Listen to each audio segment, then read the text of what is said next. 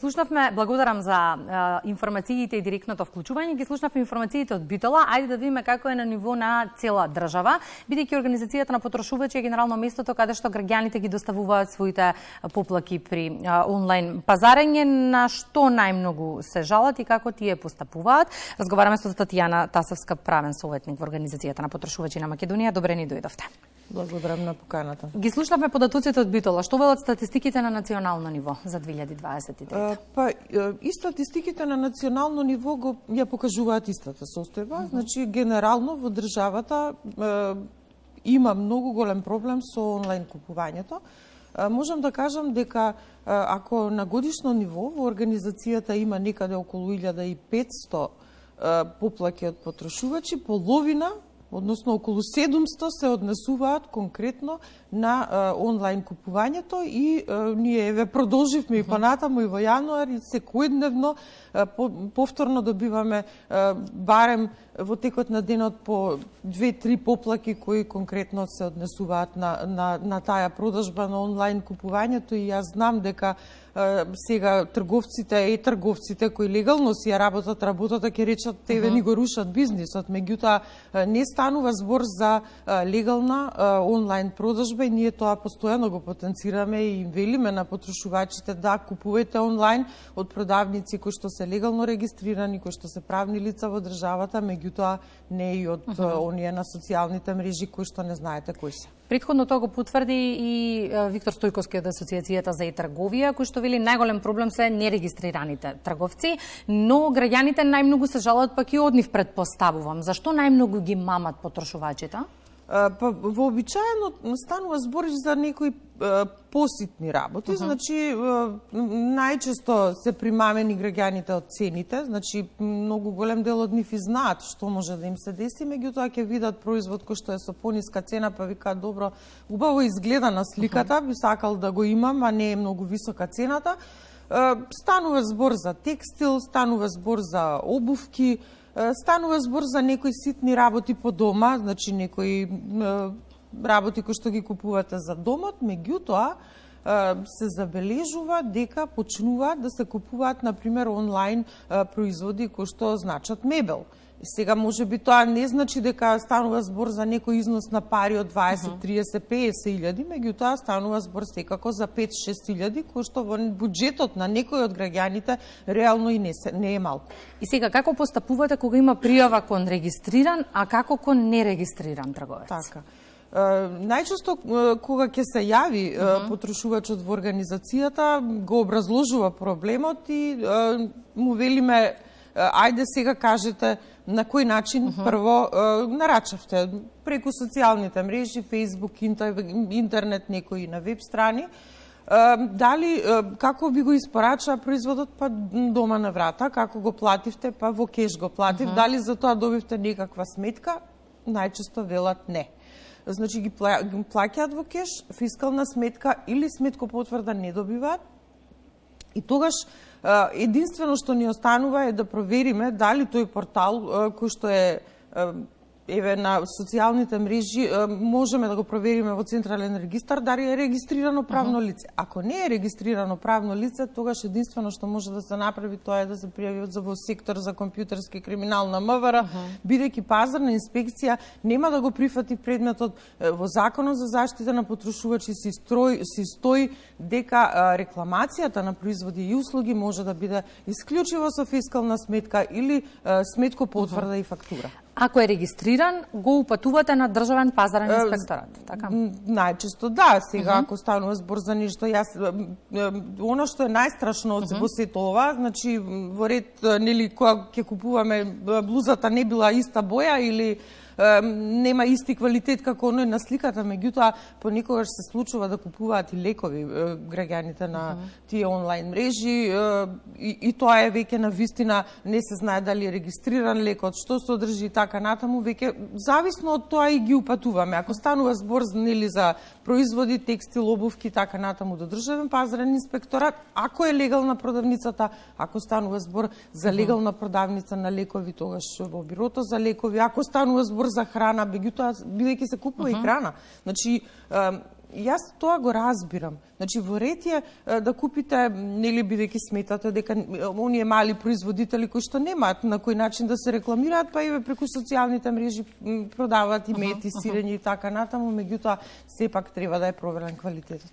Ајде да видиме како постапуваат и вашите колеги од Државниот пазарен инспекторат. Информација која што ќе ја добиеме благодарение на линковското вклучување кое што го реализира колегата Благојчо Костадинов. Благојчо, стигнува преставка до Државниот пазарен инспекторат. Што прават тие натаму? Токму така, Кристина, разговараме овде во Државниот пазарен инспекторат откако ќе стигне преставка до нив, како се постапува, кои се глобите. Разговараме со Милена, представник на Државниот пазарен инспекторат. Најправен, колку преставки има стигнато кај вас последниот период, со кои бројки располагате и каква е постапката за постапување кон нив? Во изминатиот период, односно во изминатата 2023 година, направени се над 25.000 надзори од страна на пазарниот инспекторат, што значи дека и толку представки се пристигнати кај нас. Процедурата е различна, во зависност од тоа за кој закон се работи и по кој закон треба да постапи пазарниот инспекторат. Но откога ќе се поднесе представката во пазарниот инспекторат, најпрво инспекторот утврдува дека дали се доставени сите докази, во случај да не се контактира странката и кажува што треба да донесе, односно да дополни. Потоа се оди на терен, се врши надзорот, се утврдуваат неправилности доколку ги има нели. Во случај да нема, постапката се затвара со записник. Во случај да има неправилности, во зависност од тоа како вид неправилности се утврдени, или се искажува опомена, забрана, наредба. Во првиот надзор, понатака, се врши уште еден контролен надзор. Ако тие недостатоци се отстранети, тогаш се затвара постапката со записник. Во случај да не се отстранети, тогаш следува казна, односно парична казна, прекршачен платен налог во согласно со законот за прекршаци.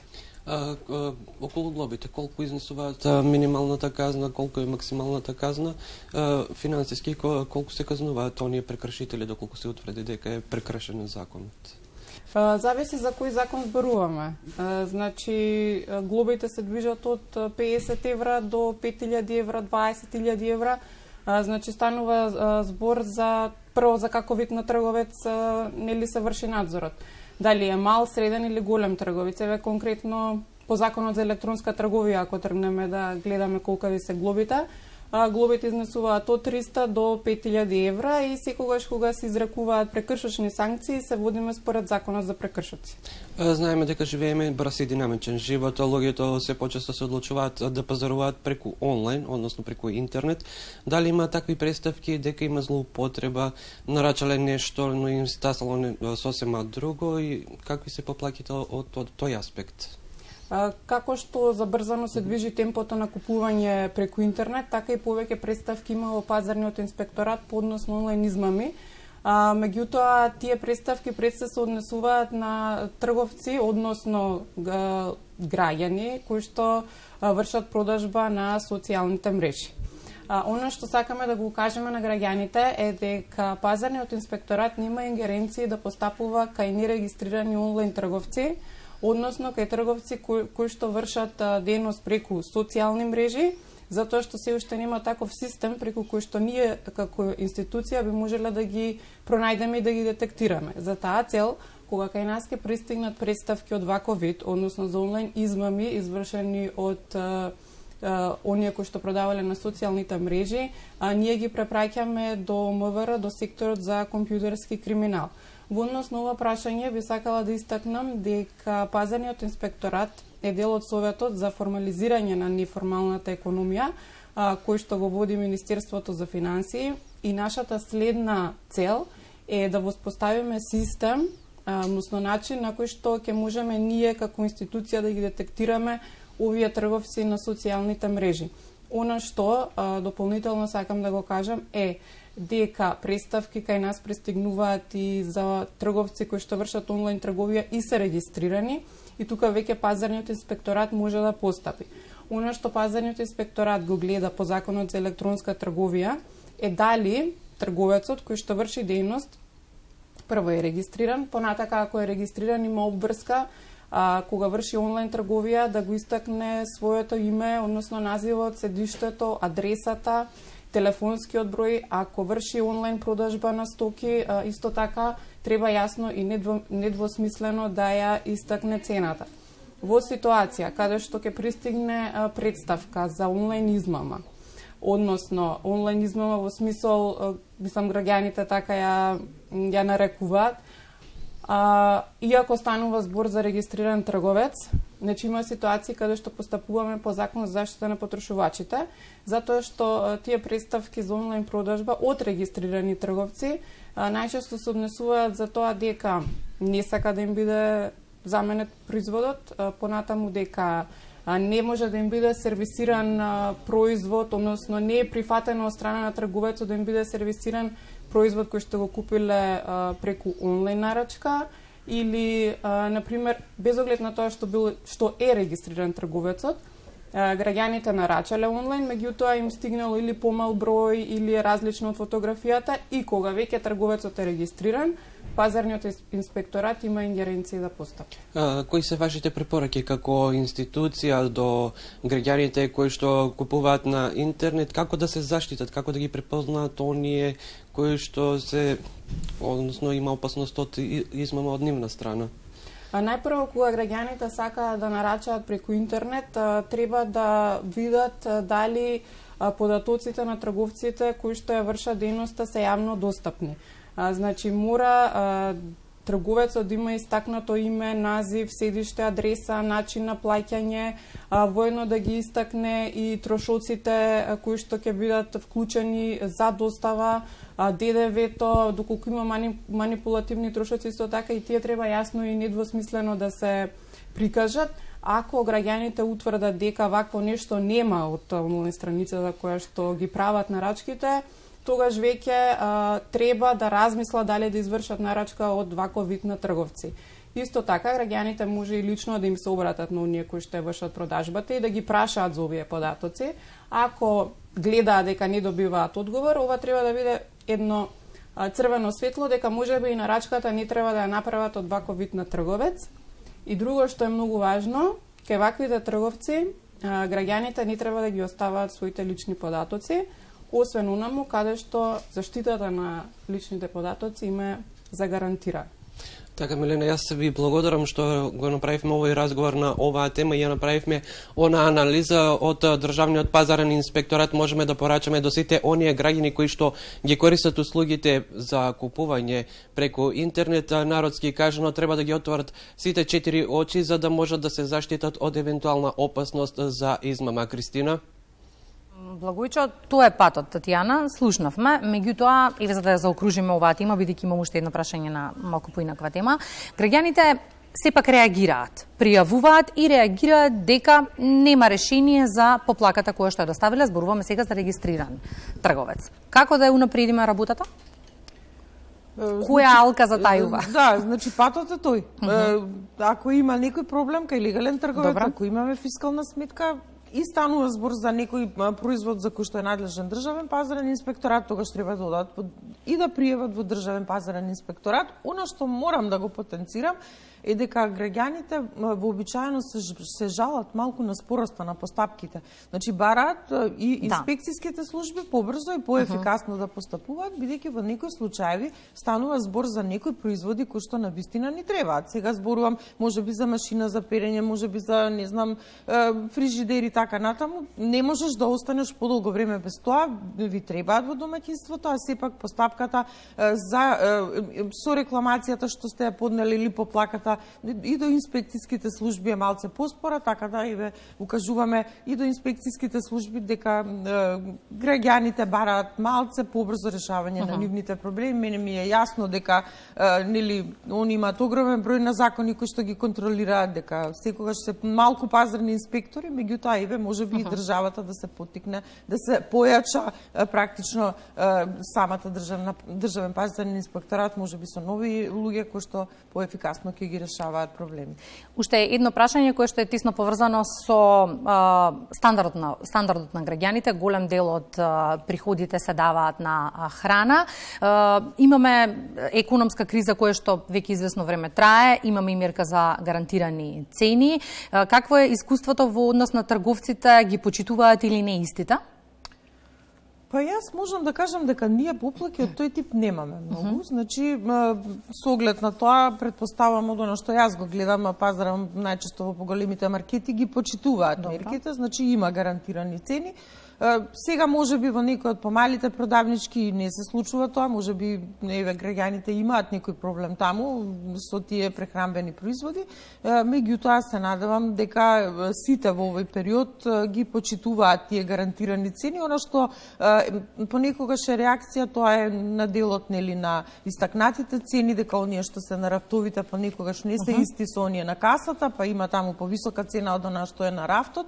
Тука во тој дел имаме поплаки од страна на граѓаните и поплаки, односно забележувања се тие во однос на намалување на грамажата на одредени производи, значи прехранбени, ако биле 800 грама, сега се 750, што значи дека прекјутно со намалување на граѓаните помалце се зголемува и цената. Кумановчани реагираат дека цените кои што се на рафтовите не се исти на каса, затоа потврда ни дава колешката Елена, која што ја вклучуваме во моментов од Куманово. Елена, информациите се кај тебе. Токму така, благодарам Кристина. Превисоки цени, прениски плати и пензии. Вака граѓаните ја гледаат моменталната слика со цените во на пазарите, маркетите, продавниците. Укажуваат дека попусти, акциски намалувања има. Истите некаде се движат од 20 до дури 70%, меѓутоа цените велат дека се многу високи. Посочуваат дека попустите не се реални, туку се само одлично смислен маркетинг од трговците за привлекување на што поголем број купувачи. Досегашното искуство велат дека покажува дека на попуст најчесто може да се најдат постари колекции или пак производи пред истекот на рокот. Често посочуваат се случува и да купиме производи со поминат рок, но велат има случаи кога трговците ги прелепуваат цените, при што кај некои производи првичните цени биле пониски од оние намалените. Кумановци велат, како што речи гостинката во студиото, дека на рафтовите има цени, а на каса се наплаќаат други. Во такви случаи укажуваат дека најчесто добиваат извинување од продавачите или пак забелешка дека гледале погрешна цена. Нагласуваат и дека често се случува трговците да не сакаат да им ги вратат парите, ниту пак да го заменат производот. Тие се свесни дека ваквите прекршувања може да ги пријават, но велат дека не веруваат во институциите и дека тие можат нешто да променат. Ние направивме анкета на оваа тема, па доколку е подготвена, предлагам да погледнеме што велат повозрастните кумановци. Скапо ли е? Скапо може да биде. Поскапо е, пензионери. За кого како? Тие што земаат Дел од маркетите често знаат да воведат акциски цени и понуди. Дали се реални вистини? Во секој маркет е различно. Кој каква не политика, него менеджмент, како тоа се меѓутоа се почитували оној попуст кој што го најавуваат, пишуваат? Исти се цените? Да. Нема врско со акција кој да настрадуваш. Тоа нема врско, тоа е малку за старена роба, па го пушти као малку на акција да го продаде. Нема врско какви акции, какво намалување, разбираш? Нема веќе. Ја бар такој мислам, и гледам ги цена секојдневно у маркет. Катастрофа. А ми с наши пензии, што ќе купимо и радници с нивно плату. Секој сабање рекламираат на телевизија ово ама. Ама кога ќе отидеш на лице место, друг ќе ја работа. И сега со нашите мали пензии, со 13-15 илјади, не може да искочиме за трошковите. Данас толку, јутре ги смане. Преко ги каже дупло. Инспекција иде, каде иде чуе, инспекција дома ги смануваат. А кога оно се чуе дали има инспекција да од уши на уши. Па тие промина рок до душе, они ги само избришате оние продавачи или нешта. Нема да го означи печат или нешта појако, него само го зацрта датум, зацрта го датум и после не е прошли рок, вика, еве баш имам премено јогурти тија работе. Или некои артикли покварени све, однесеме ги, отиду дома, гледам, не су исправни. Носу на продачку, имам пробај ти, ако су исправни, ја ќе едам. Не, јас сам ги земала, мора ги продаду и неќе да ги вратат. Да ги враќаат парите? Не ги враќа ни пари или да не замени, да ни ga даде друг артик, тај да си ga повлече у фирму. И тоа не го прават. Само може да ви кажу катастрофа. Отидете у продавница, земите го пишуе една цена, отидете на каса друга цена вие. Па не е тој, забравиме да го тргнеме, забравиме. Катастрофа е. За нас пензионери е катастрофа. Ако работи инспекции ги мава, нема да го прави така. Дали се враќаат парите кога се реагира за нешто дека е покварено или не? Па зависи. Зависи. Али, извини, не сме видели. Ако може да се пројде, се пројде. Никаква реалност не постои во формирање на цени. Ако земеш, погледните мене ми вика една газдарица во маркет каде пазарам секој ден. Чичко мојка, не може сега да ти давам да платиш со картица, ако е 250 денара пазар и повеќе, тогаш може. Ако е 20 денара или 26 денара леп да купам, не може. На кого да пријавиме? Немаме ние каде да пријавиме да се жалиме. Да, тоа беше мислењето на повозрастните кумановци. Помладите пак избегнуваат да зборуваат пред камерата, меѓутоа укажаа дека и тие се согласуваат дека попустите и акциските намалувања најчесто се нереални. Тие укажаа и дека често имаат навика да купуваат преку интернет, облека или други производи, меѓутоа се случува да им пристигне нешто сосема различно од она што го порачале. Во такви случаи и тие, како и повозрастните кумановци, не пријавуваат, меѓутоа укажуваат дека вообичаено престануваат да нарачуваат од таа Facebook или Instagram страница вообичаено, која воопшто и не е регистрирана како компанија. Кристина?